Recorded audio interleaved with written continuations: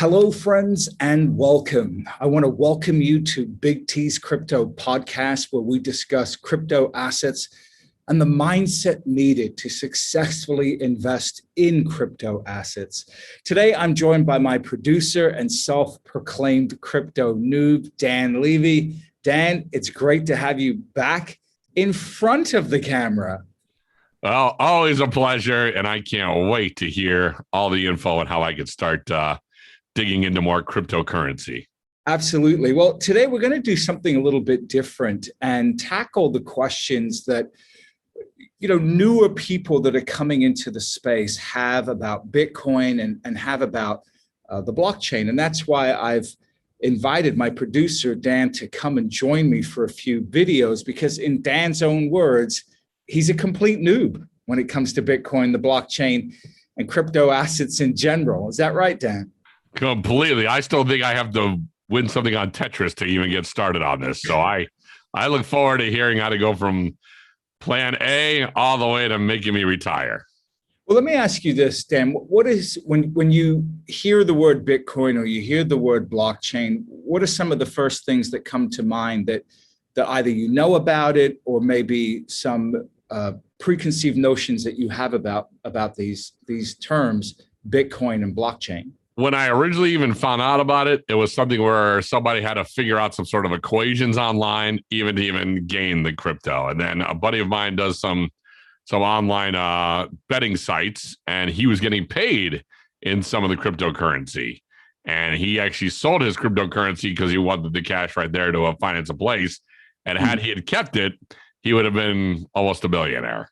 So there's so much that I would like to know and things that I need to learn. And I mean, is it still that way where I need to figure something out, or is it just traded where I can go on any kind of Robinhood or something of that nature and start going?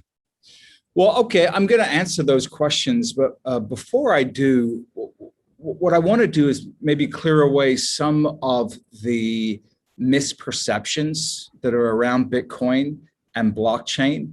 And then I also want to explain what exactly the blockchain is and why you should care about it. So I think we should start there first, Dan, with an understanding of what the blockchain is, why it has value, and then maybe in the next video we'll talk specifically about Bitcoin. What do you think of that? Everything we can do to walk me through this, I am all for. So please break it down for me so I can figure this out and get going on my own. So to understand why Bitcoin and other crypto assets have value, you have to understand what the blockchain is. You see, because if it wasn't for blockchain technology, crypto assets wouldn't have value. In fact, crypto assets wouldn't exist at all. The blockchain is one of those fundamental technological breakthroughs that is only just beginning to be appreciated. Very similar to the way that the internet, when the internet was birthed, or the TCP/IP protocols of the internet were birthed, they weren't fully understood. Even in the late 90s, people didn't fully understand how valuable and how powerful the internet was. So when we look at the blockchain, I see a lot of similarities with the internet, a transformational piece of tech that a lot of people don't understand. And so what I want to do is really give people a working framework for understanding what the blockchain is and why it has value. And so at its fundamental core, the blockchain is simply a new way of securing, storing, and accessing digital information. That sounds super boring, right, Dan?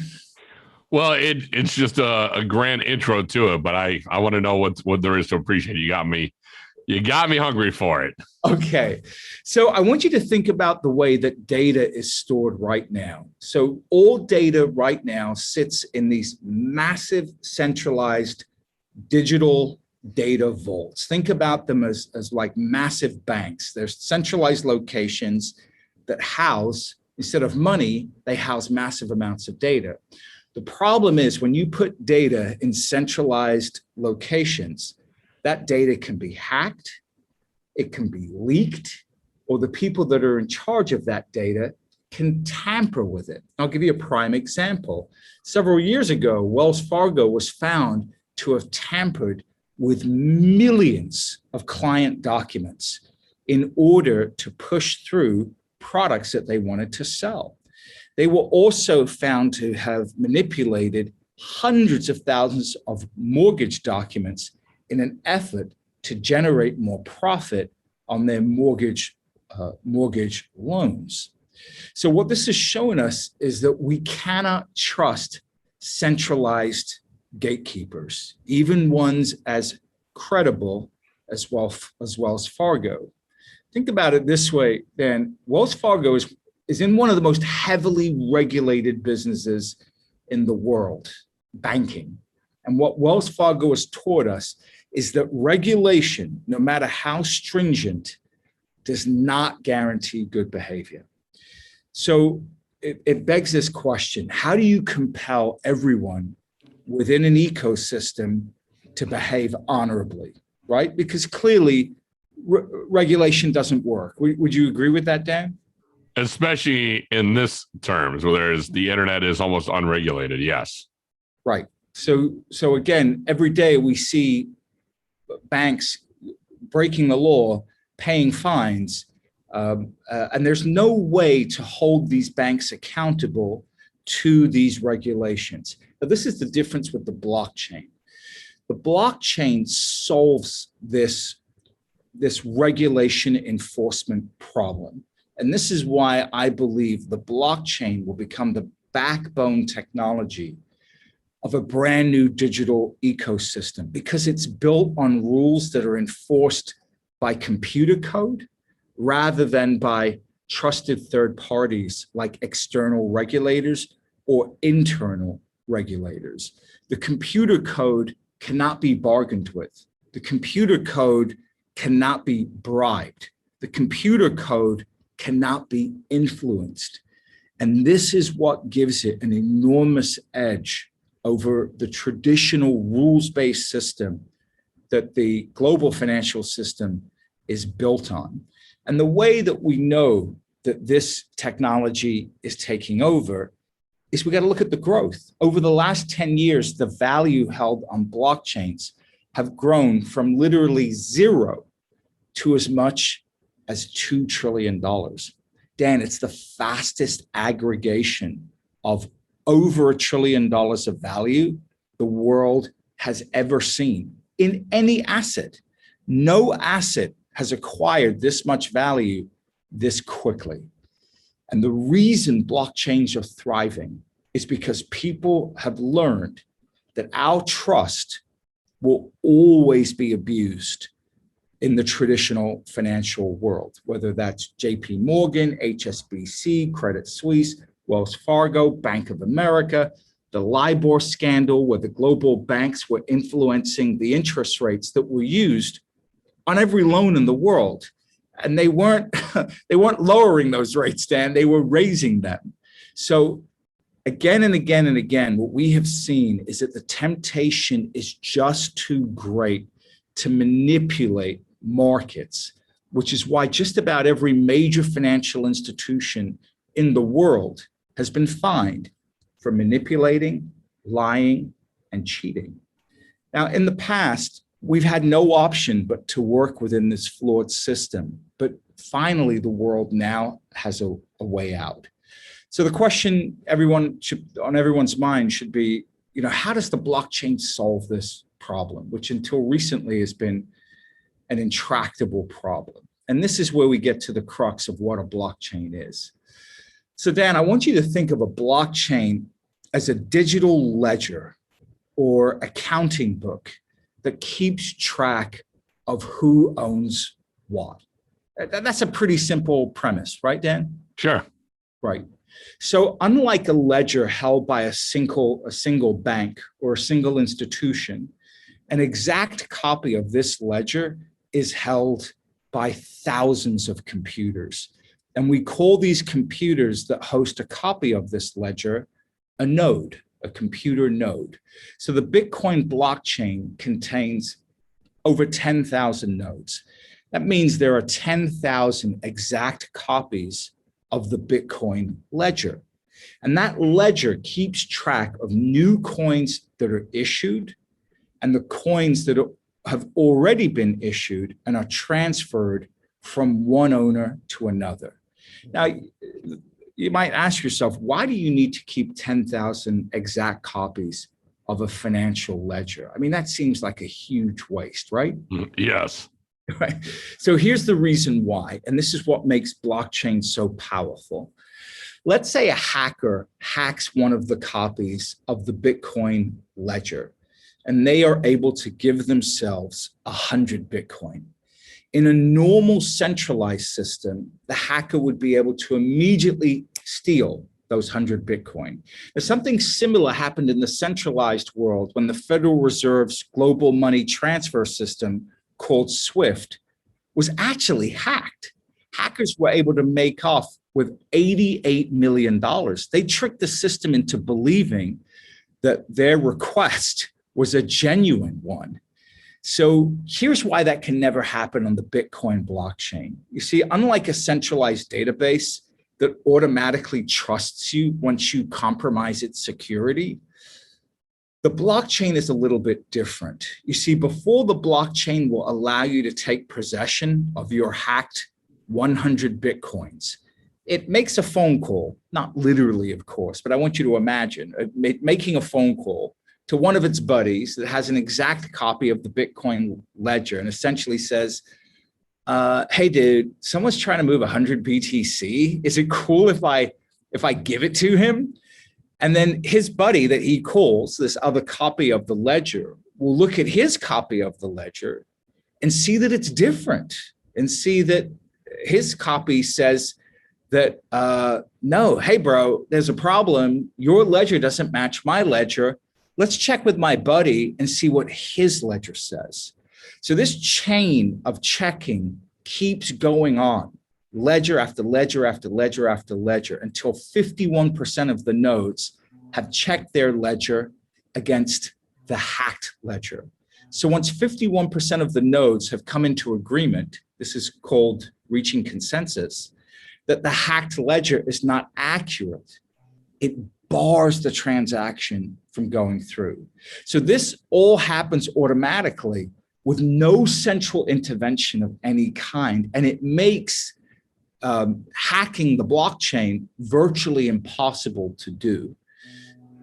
Does that make sense, Dan? How fast does that happen? How fast does the blockchain go like that? Is it like a 30, like it's instant? They all check each other, or is it like a couple days, couple weeks for them all to kind of go through in order to get that money out? It's a great question. So every transaction happens within a 10-minute time frame. So if I've hacked one of the ledgers on the Bitcoin network, then the system has 10 minutes to either accept or reject it. So it's not an instantaneous thing, and that's called a block time. So within that 10-minute time frame, the blocks all the ledgers are going to check. And before that block of information gets confirmed by the entire network, it will reject my request for those 100 fraudulent Bitcoins. Does that answer your question, Dan? That does. So what makes the blockchain so special is you can see that it's a self-policing network that to date, in terms of the Bitcoin blockchain, no one has been able to hack, not even the United States federal government. The feds offered a $650,000 bounty to anyone that could hack the Bitcoin blockchain, and no one has. So what this means is that everyone that uses the Bitcoin blockchain can 100% trust that what is written on the blockchain is accurate. And because this consensus mechanism, this self-checking mechanism that is inherent on the Bitcoin blockchain happens without having to rely on a trusted third party like a bank or a clearing firm, we call that type of transaction a trustless transaction because it doesn't rely on trust. The code enforces the rules on the network, and it becomes the first network of its kind that is not reliant on trust. And can you see how transformational that is, Dan? That is unbelievable. It's revolutionary. Right. And there's not an actual human to be persuaded or be bought. It's just, it goes up against itself, which is amazing. Right. And this is the fundamental difference between a blockchain and a centralized traditional data server. The consensus mechanism keeps everyone honest. And because it's distributed over such a large number of nodes, copies, it makes it economically and logistically impossible to subvert or to hack. Now, I'll go more into that in another discussion, article, or video for another day, in terms of just how difficult it would be to try to hack the Bitcoin blockchain. But to give you an idea of the difficulty, you would need to control 51% of all the nodes simultaneously in order to rewrite the Bitcoin blockchain. So you'd have to control over 5,000 of them. Right, at once. And then you would have to have billions of dollars of specialized computer equipment to do it. And you would have to control the equivalent of maybe several days of New York City's electrical output. Wow. in order to try to take a shot at the Bitcoin blockchain. So the cost of doing it would subvert any value that you would be able to remove from the blockchain. So the blockchain has all of these neat incentives created within it that both protect it and make it valuable.